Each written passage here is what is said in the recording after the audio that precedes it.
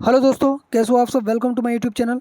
दोस्तों 19 सितंबर 2018 को 19 सितंबर 2018 को जो एग्ज़ाम हुआ था ग्रुप डी का फर्स्ट शिफ्ट में 9 बजे से लेकर के 10:30 बजे यानी कि फर्स्ट शिफ्ट में, उसका हम लोग आज साइंस के 25 क्वेश्चन को करने वाले हैं। ठीक है, और ये जो है हम लोग जो सीरीज़ चलाएं उसका ये 5वां सीरीज़ है। ठीक है, पार्ट 5 है। तो चलिए शुरू करते हैं। पहला क्वेश्चन पूछा गया है, एक केजी का ऑब्जेक्ट है जिसको 30 मीटर की ऊंचाई से गिराया जाता है। और 1 KG object falls from a height of 30 metre to the ground. ठीक है, भूमि पे गिराया जाता है। तो इसका जो वर्क डन होगा क्या होगा, जिसमें हम लोग को जी का मान दे रखा है 10 मीटर। देखिए यहाँ पे रेलवे वालों ने थोड़ा सा गलत किया है कि जी का मान जो होगा ना, ये जी का मान को हम लोग रखते हैं इक्विवेलेंट किसके, एक्सेलरेशन के बराबर। और ये कितना होता है, इसका यूनिट होता है मीटर पर सेकेंड स्क्वायर होता है, ना कि मीटर पर सेकेंड। मीटर पर सेकेंड होता है वेलोसिटी का। तो यहाँ पे आप लोग एक चेंज कर लीजिएगा। इसका जो टेक जी बराबर जो है ये 10 मीटर पर सेकेंड स्क्वायर होगा। ठीक है, इसको आप लोग चेंज कर लीजिएगा। ठीक है, तो यहाँ पे हम लोग को मास दे रखा 1 केजी, हाइट दे रखा यानी कि डिस्प्लेसमेंट दे रखा 30 मीटर, और जी यानी कि एक्सेलरेशन का वैल्यू दे रखा 10 मीटर। तो हम लोग इसे दो तरीका से बना सकते हैं। ठीक है, पहला, जब भी किसी वस्तु को हाइट पे रखा जाता है या फिर वहाँ से गिराया जाता है या फिर उतना ऊंचाई तक लेके जाया जाता है, तो उस कंडीशन में जो एनर्जी होता है हम लोग का, ये होता है पोटेंशियल एनर्जी के फॉर्म में। और पोटेंशियल एनर्जी बराबर क्या होता है, पोटेंशियल एनर्जी बराबर क्या होता है, mgh होता है। mgh होता है। और m का वैल्यू दे रखा 1 केजी, जी का वैल्यू दे रखा कितना 10, और h हाइट के वैल्यू कितना दे रखा 30 मीटर। तो अब इसको मल्टीप्लाई कर दीजिए तो 300 जूल हो जाएगा। ये इसका आंसर हो जाएगा। एक दूसरे तरीका से आप इसको बना सकते हैं। हम लोग जानते हैं वर्क डन बराबर क्या होता है। यहाँ पूछा गया वर्क डन क्या होता है। वर्क डन बराबर होता है फोर्स इंटू डिस्प्लेसमेंट। ठीक है, डिस्प्लेसमेंट तो हम मुझे पता है कि अभी पता चल गया कि 30 मीटर है, लेकिन फोर्स नहीं मालूम है। और फोर्स बराबर क्या होता है, तो हम लोग को पता है कि फोर्स बराबर होता है मास इंटू एक्सेलरेशन। ठीक है, और मास हमको पता है, मास कितना है 1 केजी, और एक्सेलरेशन कितना है 10, यानी कि फोर्स बराबर कितना हो जाएगा 10 न्यूटन। ठीक है, अब तो वर्क डन बराबर क्या हो जाएगा 10 इंटू 30, 300। ठीक है, तो आप दोनों तरीका किसी से भी बनाइए, वो करेक्ट हो जाएगा। चलिए अगला question, the substance whose order change in acidic और बेसिक मीडियम आर कॉल्ड। ठीक है, वैसा सबस्टेंस जिसका जो ऑर्डर यानी कि गंध जो होता है ना, एसिडिक और बेसिक मीडियम में चेंज हो जाता है या भी बदल जाता है, उसको कहा जाता है ऑल्फैक्टरी इंडिकेटर। ठीक है, ऑल्फैक्टरी इंडिकेटर। और इसका एग्जांपल क्या हो गया, प्याज, वनीला, ये सब इसका एग्जाम्पल है। ठीक है, एक होता है जिसमें टेस्ट चेंज हो जाता है। ठीक है, यानी कि स्वाद में जब चेंज हो जाएगा एसिडिक और बेसिडिक मीडियम में लाने पे उसको, तो उसको बोला जाता है गैस्टेटरी इंडिकेटर। इसको बोला जाता है गैस्टेटरी इंडिकेटर। ठीक है, तो दोनों ही आप लोग याद रख लीजिए। अगला क्वेश्चन है, निम्नलिखित में से कौन सा तत्व मेंडलीव के आवर्त सारणी में एक निश्चित स्थान नहीं बना पाया। देखिए मेंडलीव का है आवर्त सारणी में नहीं, किसी के भी आवर्त सारणी में हाइड्रोजन निश्चित अभी तक इसका स्थान नहीं मिल पाया। चाहे वो मॉडर्न जो पीरियडिक टेबल में हो, हम लोग जो भी पढ़ते हैं उसमें भी हाइड्रोजन का एक फिक्स स्थान नहीं दे पाया है। निम्नलिखित धातुओं में से कौन से कक्ष ताप पर द्रव्य अवस्था में पाया जाता है। ये तो इजी क्वेश्चन है, पारा। लैंगिक प्रजनन के दौरान दो अलग अलग जीवाणु कोशिकाएं संयोजित होती है तो वे डैश का निर्माण करते हैं। देखिए जनन दो तरीका का होता है, दो तरह से होता है। एक होता है लैंगिक जनन यानी कि सेक्सुअल रिप्रोडक्शन, और एक होता है एसेक्सुअल रिप्रोडक्शन। एक होता है सेक्सुअल रिप्रोडक्शन, एक होता है एसेक्सुअल रिप्रोडक्शन। सेक्सुअल रिप्रोडक्शन में ना दो पेरेंट की जरूरत पड़ता है, एक होता है मेल और एक होता है फीमेल। ये इन दोनों का जो जब इस मेल का स्पर्म और फीमेल का जब ओव्यूम जब मिलता है तो जाकर के एक सेल का निर्माण करता है, और उस सेल को क्या कहा जाता है, उस सेल को ही गैमेट या फिर युग्मनज या फिर जायगोट कहा जाता है। युग्मनज कर ले या फिर जायगोट कर लीजिए। ठीक है, तो वो बनता है। अब देखिए इसमें थोड़ा सा हम लोग देखते हैं कि जब ये दोनों मेल का जो स्पर्म होता है और ये जो फीमेल का ओव्यूम होता है, ये जो फर्टिलाइज करता है, ये फर्टिलाइजेशन होता कहाँ पे। ये क्वेश्चन बहुत बार पूछा जाता है कि फर्टिलाइजेशन का प्रोसेस होता क्या है, होता कहाँ पे। तो देखिए एक पिक्चर बनाता हूँ।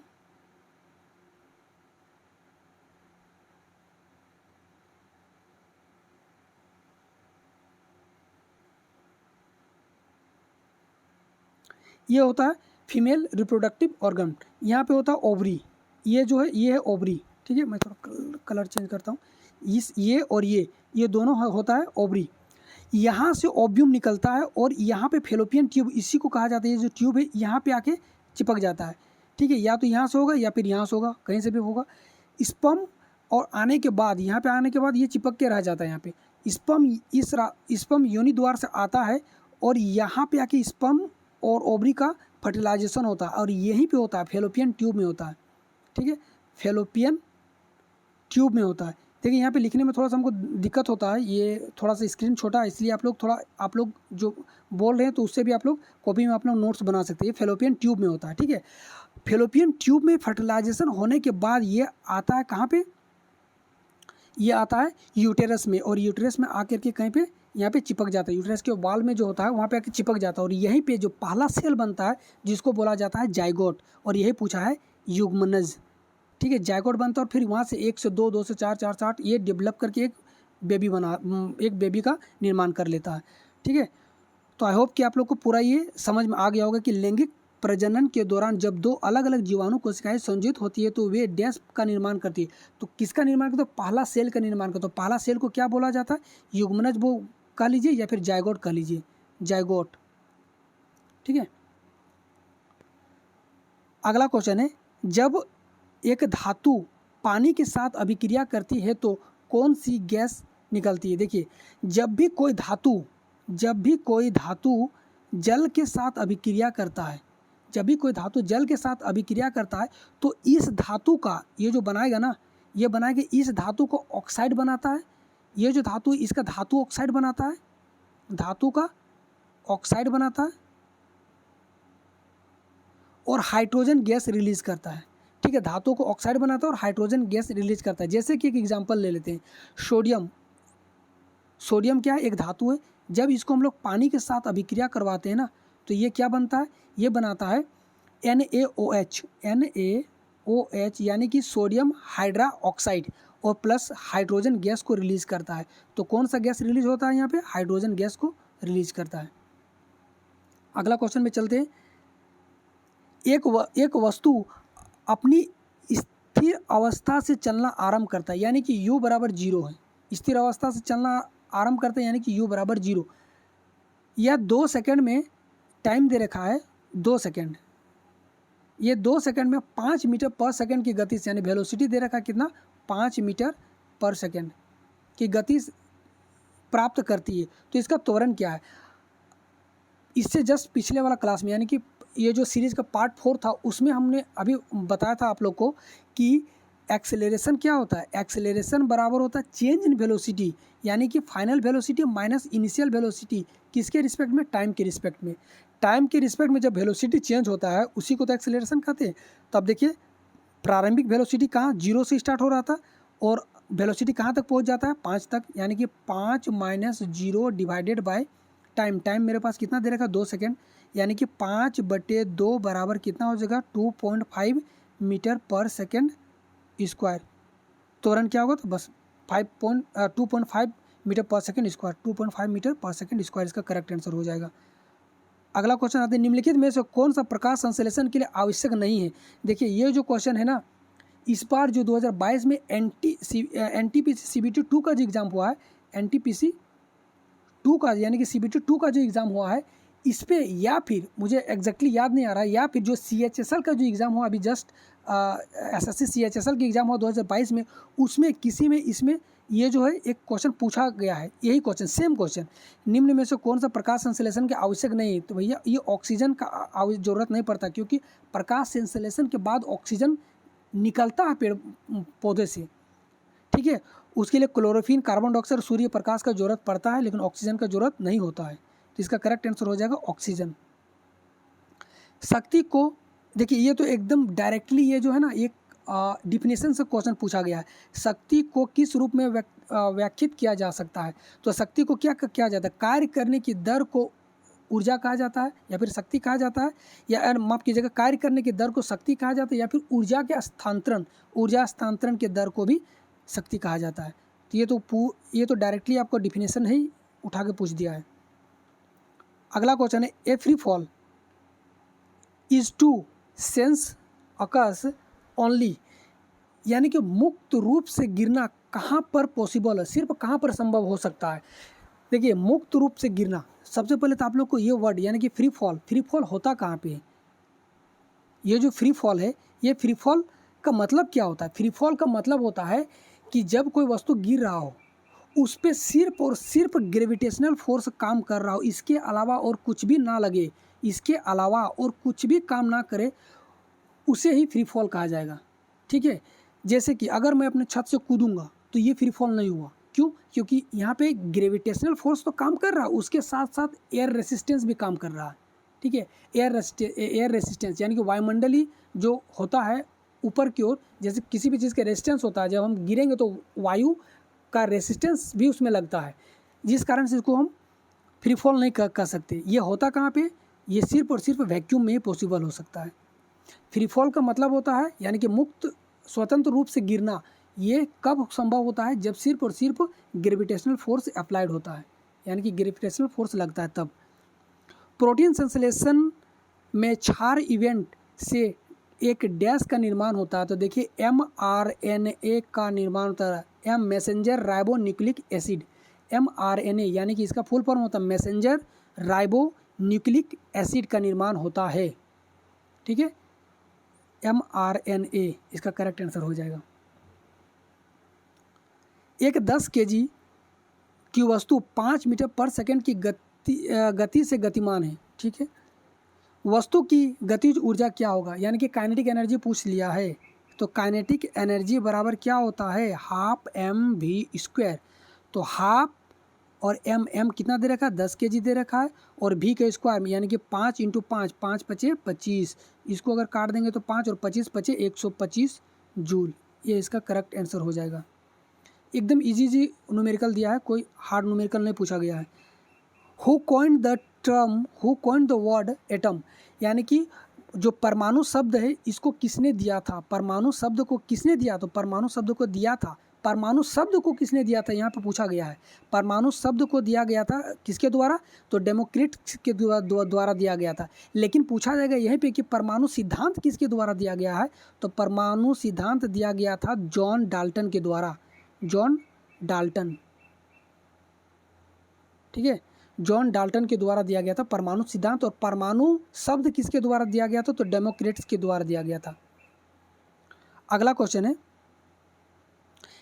which of the below is not a part of 5 kingdom classification by Whittaker। देखिए आर.एच. विट्टिकर ने जो 5 किंगडम क्लासिफिकेशन दिया था उसमें कौन सा निम्न में से कौन सा नहीं है? देखिए तो आर.एच. विट्टिकर ने जो 5 किंगडम क्लासिफिकेशन जो दिया था उसमें क्या क्या था? तो मोनेरा था, प्रोटिस्टा था, फंजाई था, प्लांट्स था और एनिमल था। ठीक है, लेकिन यहाँ पे एक दे रखा आपको प्रोटोजोआ नहीं था। प्रोटिस्टा, फंजाई, एनिमल, प्लांट और मोनेरा ये सब था, लेकिन प्रोटोजोआ नहीं है। ये प्रोटोजोआ इसका करेक्ट आंसर हो जाएगा। देखिए इसको अब याद कैसे रखेंगे? इसको बार बार भूल जाते हैं, हम भी कई बार भूलें इसको, इसलिए याद रखने का तरीका एक अपना कुछ भी अपना रख सकते हैं, जो भी अगर आप जानते होंगे। ठीक है, तो मोनेरा मर गया, मोनेरा मर गया, यानी कि याद रखने का तरीका मर गया, पैदा हुआ, फिर मर गया, पैदा हो गया, उसके बाद क्या हो गया? फंगस यानी कि फंजाई, यानी कि इससे आप फन करने लगा, फन करने, देखिए मरा, फिर पैदा हुआ, फिर फन करने लगा। फन कौन करता? बच्चा लोग करता। फन करने लगा, ऐसे ये तीनों आप लोग को तो ऐसे ही याद हो गया, फंजाई, प्लांट, उसका प्लांट और एनिमल तो होगा ही होगा। तो मर गया, पैदा हुआ और फन करने लगा, यानी कि जिस तरह से मैंने याद किया, पहले मर गया तो मोनेरा पैदा हुआ, प्रोटिस्टा फन करने लगा, फंजाई, उसके बाद प्लांट और एनिमल। ठीक है, इस तरह से आप लोग याद रख सकते हैं। नेक्स्ट है the product of force and displacement is called. अभी ऊपर में अभी जस्ट हम लोग एक न्यूमेरिकल किए, तो वर्क डन बराबर क्या होता है? Force into displacement. देखिए डिस्प्लेसमेंट को हम लोग एस से डिनोट करते हैं और डिस्टेंस को डी से करते हैं। ठीक है, डिस्टेंस और डिस्प्लेसमेंट में अंतर होता है। अगर किसी बच्चा को नहीं मालूम तो अगर मैं कह दूं कि अगर कोई बच्चा यहाँ से चलकर यहाँ तक आता है, यानी कि ए से चलकर बी तक जाता है। ठीक है, तो डिस्टेंस और इसी रास्ता को फॉलो करता है। तो देखिए डिस्टेंस के लिए कौन सा आ जाएगा, ये अगर यहाँ से 5 मीटर चला, यहाँ से 10 मीटर चला, यहाँ से 3 मीटर, यहाँ से 5 मीटर, यहाँ से 2 मीटर चला, तो सब 5 5 10 10 3 13 14 15 मीटर ये पूरा चला। लेकिन डिस्प्लेसमेंट क्या होता है, डिस्प्लेसमेंट होता है शॉर्टेस्ट पाथ, यानी कि यहाँ से यहाँ तक। यानी कि डिस्प्लेसमेंट को अगर हम लोग बोलेंगे तो डिस्प्लेसमेंट होता है यहाँ से यहाँ तक, ये पाथ हो गया डिस्टेंस का, डिस्प्लेसमेंट का। और ये जो पाथ होता है ये होता है डिस्टेंस का।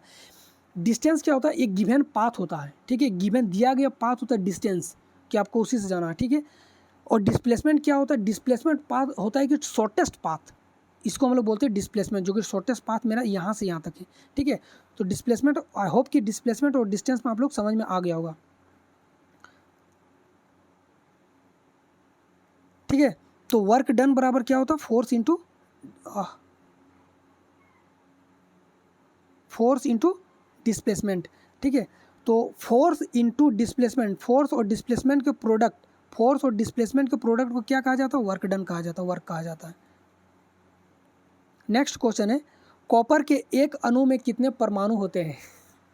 देखिए कॉपर के अणु में नहीं, दुनिया के किसी भी चीज़ के एक अणु में वही होगा जो कॉपर के परमाणु में होगा, वही होगा जो सोना के एक अणु में होगा, वही होगा जो कलम के एक अणु में होगा, वही होगा जो हम लोग के मांस के एक अणु में होगा, या फिर वही होगा किसी भी दुनिया की किसी भी चीज़ का एक अणु ले लीजिए आप लोग, उसमें परमाणु की संख्या कितनी होगी, वो होगा एवोगाड्रो संख्या के बराबर होगा। और एवोगाड्रो संख्या क्या होता है, 6.022 इंटू 10⁻23, ये होता है एवोगाड्रो संख्या, यहाँ पे दे रखा है। तो चाहे किसी भी चीज़ का ले ले, एक अणु में कितने परमाणु होता है, तो एक अणु में होता है एवोगाड्रो की संख्या के बराबर, यानी कि 6.022 इंटू 10⁻23 होता है, इसका करेक्ट आंसर हो जाएगा। यांत्रिक ऊर्जा होती है, यांत्रिक ऊर्जा यानी कि मैकेनिकल एनर्जी। मैकेनिकल एनर्जी जो होता है ये दो तरह का होता है, एक होता है पोटेंशियल एनर्जी और एक होता है काइनेटिक एनर्जी। ठीक है, ये potential energy plus kinetic energy मिलके बनाता है मैकेनिकल एनर्जी, यानी कि स्थितिज ऊर्जा और गतिज ऊर्जा को जब हम लोग जोड़ देंगे तो हम लोग की क्या बन जाएगा, वो मैकेनिकल एनर्जी यानी कि यांत्रिक ऊर्जा बन जाएगा। तो देखिए किसी वस्तु के गतिज ऊर्जा यानी कि काइनेटिक एनर्जी और स्थितिज ऊर्जा के योग को ही कहा जाता है यांत्रिक ऊर्जा। अगला क्वेश्चन चलते हैं, विसरण के बारे में निम्नलिखित में से क्या सही है। विसरण को ही हम लोग बोलते हैं डिफ्यूजन। और डिफ्यूजन होता क्या है, उच्च सांद्रता वाले से लेकर के निम्न सांद्रता वाले तक। ये भी क्वेश्चन पूछा गया है इसी साल 2022 में, या तो एनटीपीसी में, एग्जैक्टली मुझे मालूम नहीं है। आप लोग को अगर ये जो क्वेश्चन है, बहुत सारा क्वेश्चन रिपीट होता है, बहुत सारा कि 90% तो रिपीट होता ही है। मैंने जो है ना, ये जितने भी अभी हाल फिलहाल एग्ज़ाम हुआ है, चाहे वो एसएससी सीएचएसएल का हो, चाहे एसएससी सीजीएल का हो, चाहे आरआरबी एनटीपीसी सीबीटी 2 का हो, इन सब का जो है ना एग्ज़ाम के एनालिसिस करके रखा हुआ हूँ। सारा वीडियो आप लोग को मिल जाएगा, आप लोग देखिएगा, सारा क्वेश्चन लगभग पूछा गया क्वेश्चन है। तो देखिए विसरण के बारे में निम्नलिखित में से क्या है, ये भी क्वेश्चन पूछा गया है। तो विसरण क्या है, यानी कि डिफ्यूज़न, जब उच्च सांद्रता वाले से निम्न सांद्रता वाले की ओर तत्वों का जो ट्रांसफ़र होता है उसे ही कहा जाता है क्या, विसरण यानी कि डिफ्यूज़न। इस पर एक और क्वेश्चन आया हुआ था कि जो एनटीपीसी में आया हुआ था, आरआरबी एनटीपीसी सीबीटी 2 में इस बार आया था कि जब किडनी मरीज का डायलिसिस किया जाता है ना, तो वो किस प्रोसेस के द्वारा होता है। तो ये भी था, ये विसरण यानी कि डिफ्यूज़न प्रोसेस के द्वारा किया जाता है। अब डिफ्यूज़न होता क्या है, जब उच्च सांद्रता वाले, यानी कि यहाँ पे मान लेते गैस है, बहुत उच्च सांद्रता वाला गैस है, ठीक है, बहुत ज़्यादा, इसमें गैस को ठूस के भर दिया गया, और एक है मीडियम है जो एक बहुत ही हल्का फुल्का गैस है। अब जैसे इस दोनों को कनेक्ट करेंगे तो यहाँ से ये जो उच्च सांद्रता वाला गैस है, यहाँ से गैस जो है ट्रांसफ़र होकर के यहाँ पे आने लगेगा। रीज़न क्या, कि उच्च सांद्रता से वो निम्न सांद्रता की ओर जाएगा। कब तक जाएगा, जब तक कि इसका ये और ये दोनों बराबर ना हो जाए, तब तक चलता रहेगा। और यही प्रोसेस होता है डिफ्यूज़न का। तो यहाँ पे क्या हो जाएगा, विसरण के बारे में निम्नलिखित में से क्या सही नहीं है। देखिए क्या सही नहीं, गैसों का विसरण की दर उसके आयतन पर निर्भर करता है, ये सही नहीं है।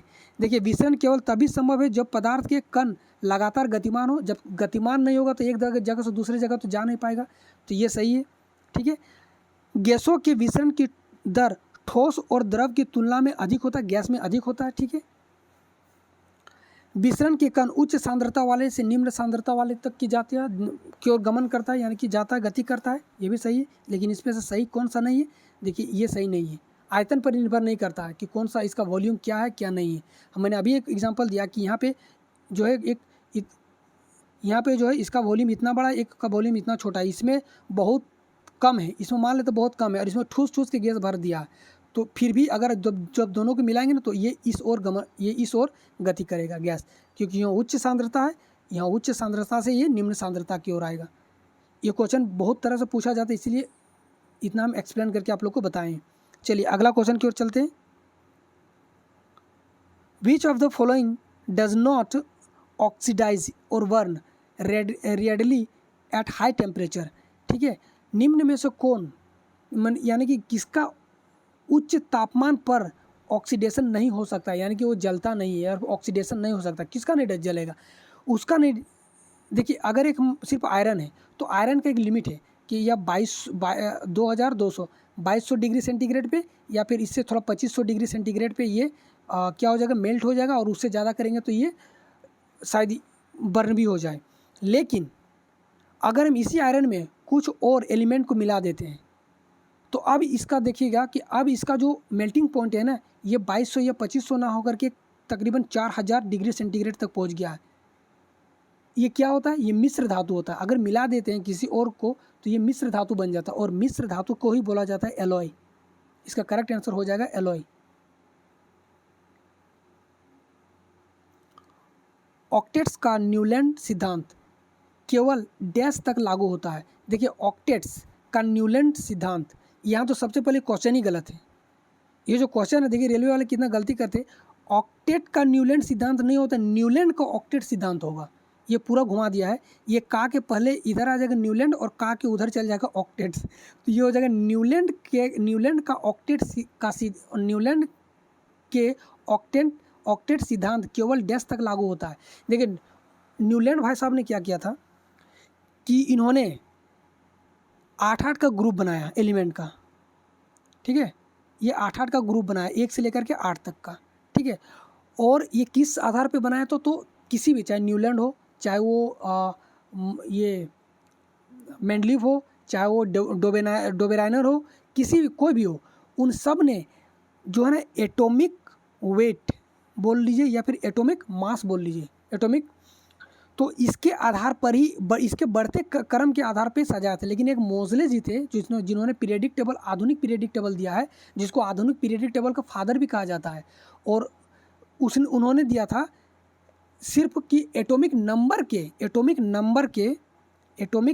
के बढ़ते क्रम पे सजाया गया है, अभी जो पढ़ रहे हैं हम लोग, और बाकी सब ने एटॉमिक मास के आधार पर दिया था।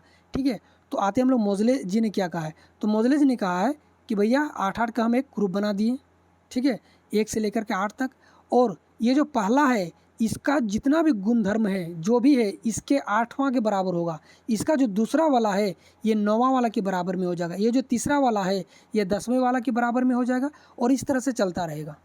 ठीक है, यानी कि 8-8 का ग्रुप बनाया, चलता रहेगा, और ये जाके एक लिमिट तक जाके सिमट गया। कहाँ पे? तो ये आ गया कैल्शियम तक। कैल्शियम के बाद ये जो है ना, इसका रूल ये जो चल रहा था ये गलत हो गया, तो ये सिर्फ कैल्शियम तक ही लागू हुआ है। ठीक है, इसका करेक्ट आंसर हो जाएगा कैल्शियम। और चीज़ कुछ जान लेते हैं कि पूछा गया क्वेश्चन है, शायद ग्रुप डी में ही पूछा गया है कि न्यूलैंड जो है ये कहाँ से बिलोंग करते थे। तो ये इंग्लैंड के थे, और ये 1800 इंग्लैंड के थे, इंग्लैंड, और ये जो दिया था, ये जो सिद्धांत दिया गया था न्यूलैंड का ऑक्टेट, ये 1866 में दिया गया था। 1866 में, ये आप लोग दोनों ही याद रख लीजिए, इंग्लैंड के है, और 1866 में ये जो सिद्धांत दिया गया था। ठीक है, इसके जो न्यूलैंड का जो पीरियडिक टेबल जिसने न्यूलैंड ने बनाया था उसमें टोटल 56 एलिमेंट था। 56 एलिमेंट था। कौन कौन सा? पहला एलिमेंट जो था वो था हाइड्रोजन, और जो 56वां वाला एलिमेंट था ना वो था थोरियम। पहला हाइड्रोजन था और 56वां कौन सा था? थोरियम था। तो ये भी पूछा गया है कि न्यूलैंड का जो अंतिम तत्व जो था वो कौन सा था? तो थोरियम था। अगर पूछ दे कि पहला तत्व कौन सा है तो ये हुआ हाइड्रोजन हो जाएगा, और ग्रुप डी में ये सारा क्वेश्चन पूछा गया है।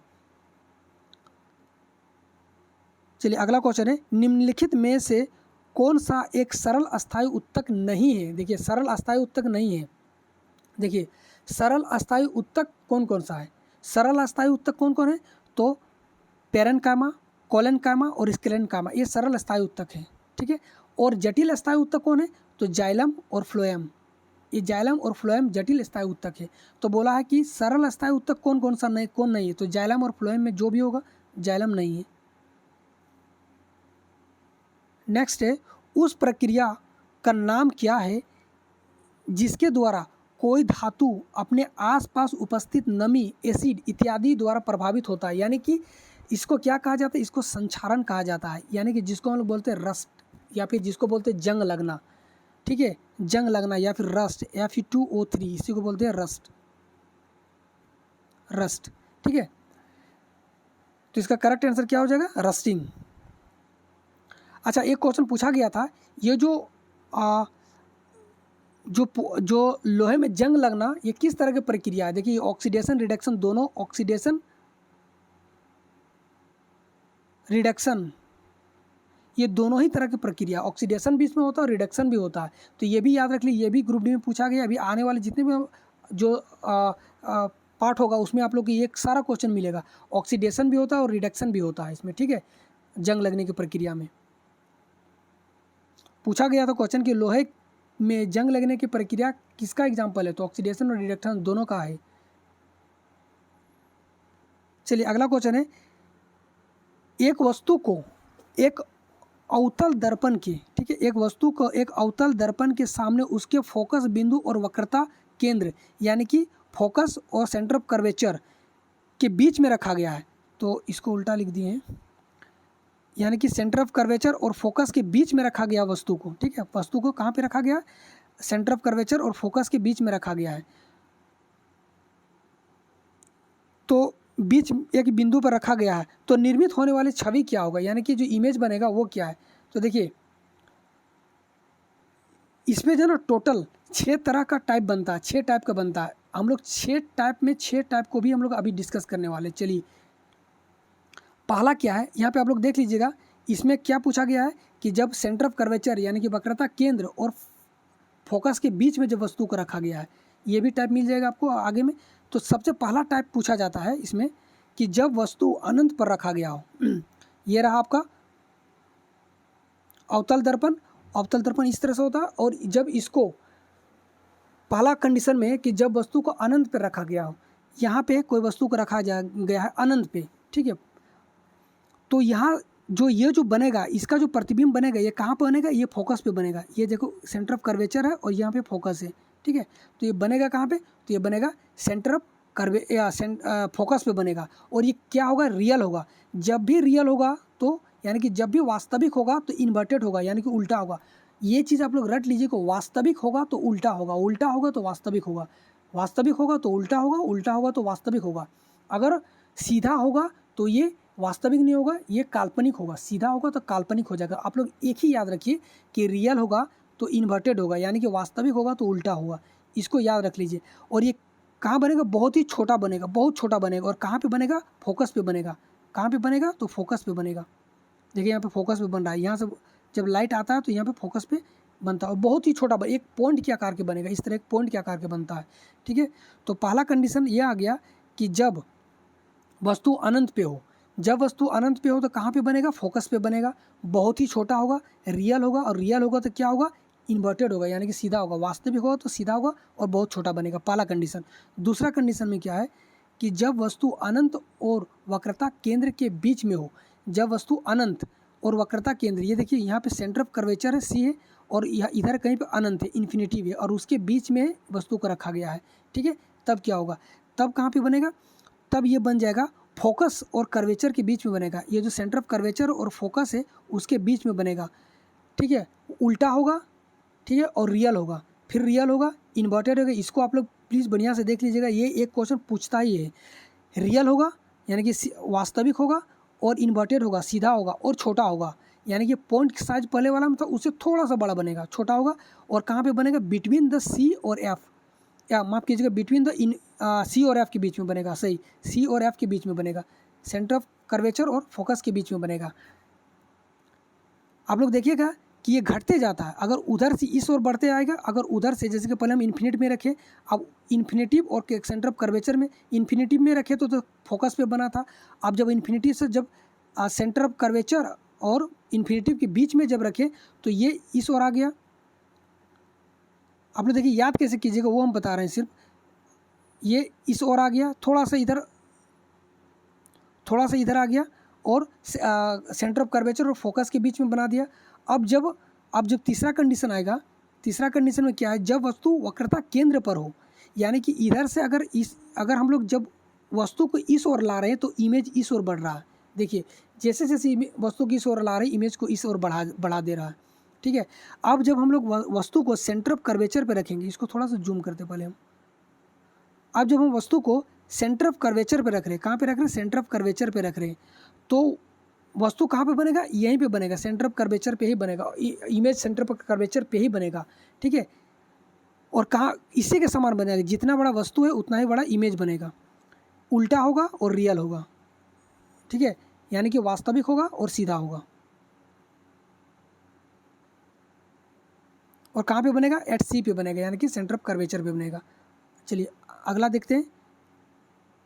जब वस्तु वक्रता केंद्र और फोकस के बीच में हो, जब वस्तु वक्रता केंद्र यानी कि सेंटर ऑफ कर्वेचर और फोकस के बीच में जब वस्तु को रखा जा रहा है, तब अब ये क्या होगा, अब ये सी पे ना बन के सी से इधर आ जाएगा, सी से कहीं पे इधर आके बनेगा, यानी कि अनंत और सेंटर ऑफ कर्वेचर के बीच में बनेगा, इन्फिनिटिव और सेंटर ऑफ कर्वेचर के बीच में अब बन रहा है।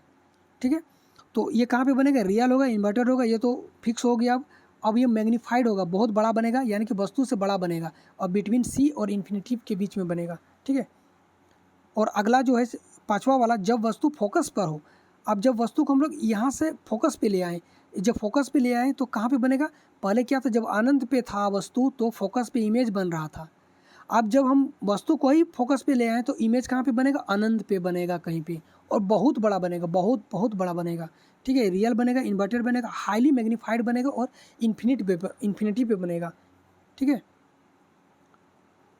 जो अगला है छठा वाला, जब वस्तु को फोकस और पोल के बीच में हो, जब वस्तु को फोकस और पोल के बीच में, ये बहुत वेरी इंपॉर्टेंट कर लीजिए आप लोग। जब वस्तु फोकस और जब वस्तु कहाँ पे रखें, फोकस और पोल के बीच में रखें, मतलब कि यहाँ पे जब वस्तु को रखेंगे, इकलौता ऐसा कंडीशन है जब ये अवतल दर्पण में वस्तु इमेज यानी कि जो होता है दर्पण के पीछे बनता है और बड़ा बनता है। ठीक है, और सीधा बनता है, उल्टा नहीं बन के सीधा बन रहा है, यानी कि वर्चुअल बनेगा, सीधा बनेगा तो फिर काल्पनिक बनेगा, वर्चुअल बनेगा, इरेक्ट बनेगा, सीधा बनेगा, मैग्नीफाइड बड़ा बनेगा, और बिहाइंड द मिरर यानी कि मिरर के पीछे बनेगा। तो इकलौता ऐसा कंडीशन है जिसमें कि ये मिरर के पीछे बनता है और सीधा बनता है और वर्चुअल यानी कि काल्पनिक बनता है। ठीक है, तो आई होप कि आप लोग को ये 6 का 6 अच्छा से समझ में आ गया होगा। आप लोग फिर से एक बार, अगर नहीं समझ में आया तो फिर से एक बार आप लोग अपने खुद से देख लीजिएगा, तो आप लोग को पूरी तरह से समझ में आ जाएगा। चलिए अगला क्वेश्चन है, टंगस्टन का गलनांक कितना होता है। देखिए टंगस्टन का गलनांक जो है ना, ये कहीं देखिए, जैसे कि यहाँ पे दे रखा 3380 डिग्री सेंटीग्रेड दे रखा है, 3380 डिग्री सेंटीग्रेड दे रखा है, और कहीं कहीं पे कोई बुक में आप लोग को 3422 डिग्री सेंटीग्रेड भी मिलेगा टंगस्टन का गलनांक।